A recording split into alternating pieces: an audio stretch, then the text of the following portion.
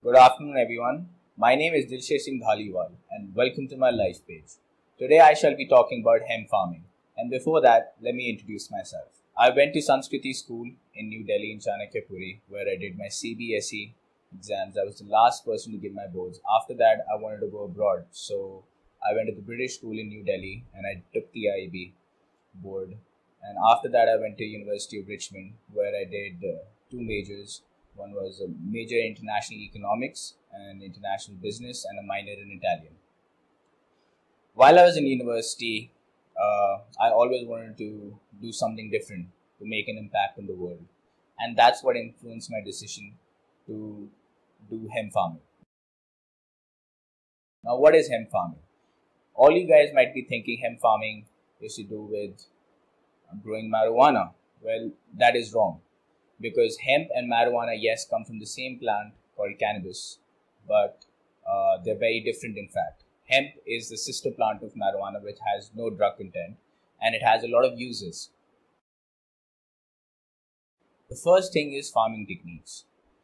What you need to understand about farming techniques is the soil types, what type of farming is done, the ploughing, the tilling, and everything to do with what exactly is farming and how farming is done. You should always read about it. There are certain magazines and certain books that you can buy and you can learn, because a lot of our education doesn't dwell on farming, even though 70% of India's agriculture is involved in it. Use of machinery.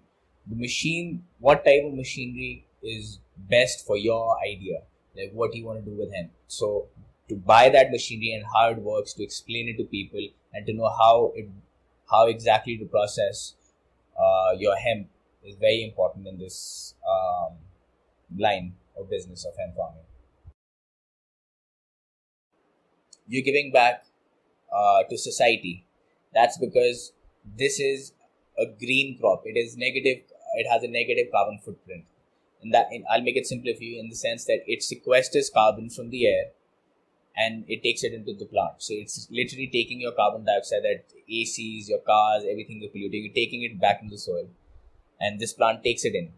And then on top of that, you're coming up with a new product. So there's you're giving to a society a sustainable product and a better product in the market, because whatever you're eating in today's date is polluted with either chemicals or pesticides or insecticides. You even eat fish oil or something like that for megas. All your nuclear waste is being dumped into the oceans, and you're just killing animals so that you can keep taking meat. Whereas this product is straight from the nature. It's 100% vegan, non-GMO, gluten-free product in the market currently. There's nothing that rivals it. You can make anything out of it, but the only reason why it stopped is because of the big multinational corporations and the big four, the defense lobby, the pharma lobby, the oil lobby, and the textile lobby in terms of nylon, polyester, and things like that.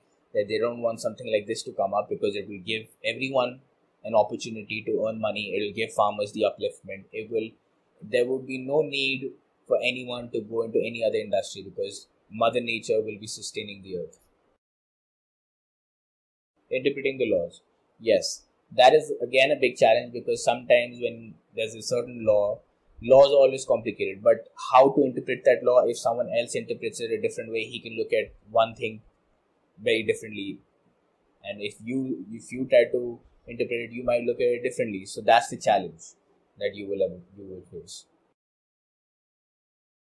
I get up in the morning around 6 and I go check my fields, come back by 8:39, have a good breakfast.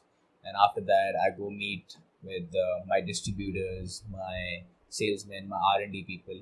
When I'm done with that, I go and meet the government officials. If there's certain paperwork that's left, to speak with them.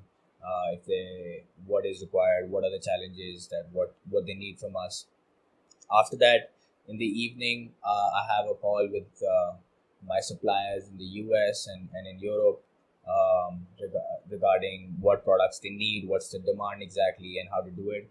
And yeah, I get to spend time with family in the evening and have a nice meal, and I go to bed. So that's how my day looks like.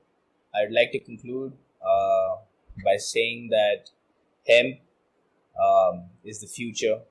Hemp is wonderful, it's different, and I encourage everyone to think about it seriously, because we need young people like you to come in and change the world that is right now in a dire need of help, with everyone just looking for profit, looking for money, and not helping the earth. Because when you die, you're going to leave all your money here. So think about that.